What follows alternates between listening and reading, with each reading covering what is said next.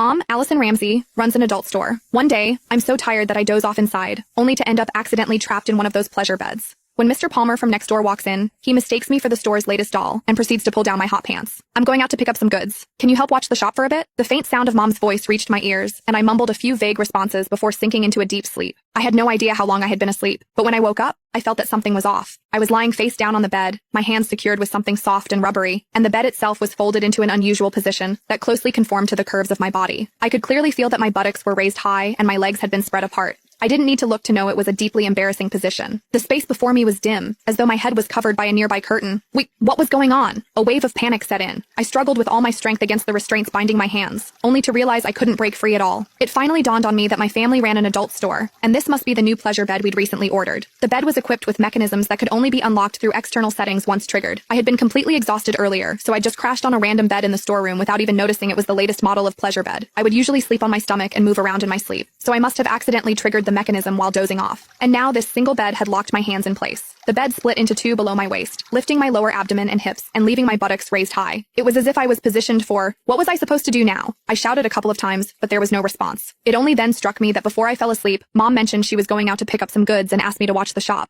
Hey, Allison. Just then, I suddenly heard the voice of Mr. Palmer, a customer, coming from the doorway, and it was getting closer. Oh no! Mom did say Mr. Palmer would come by later to settle the bill. Panic surged through me. I struggled desperately, only to find that while the restraints looked soft, there was no way to break free. Where's everyone? I thought I told them I'd come by to settle the bill today. Mr. Palmer's voice drew closer and closer until it sounded just a few steps away. Frozen in this embarrassing position, I felt my face flush crimson, and in my panic, I froze completely, not daring to move a muscle. Is this a new doll that just arrived? Mr. Palmer's words sent my heart leaping into my throat. The next second, I felt a pair of warm, dry hands land on my thigh. They then slowly slid upward until they were inside my hot pants. The weather was sweltering, and when sleeping at home, I naturally dressed lightly. Thus, my hot pants were barely long enough to cover my buttocks. The texture feels pretty good. It's quite realistic and even warm, Mr. Palmer remarked as he fondled me. The bizarre sensation made me clench my teeth, too afraid to make a sound. If anyone were to discover I was being mistaken for a doll, it would be over for me. But then, to my horror, I felt those hands beginning to tug at the waistband of my hot pants. Hot pants were naturally very short, and for comfort while sleeping, I hadn't even fastened the waistband. In fact, they could practically be slipped off with just a gentle tug. I didn't expect it to feel so real. This new batch of dolls really is something else,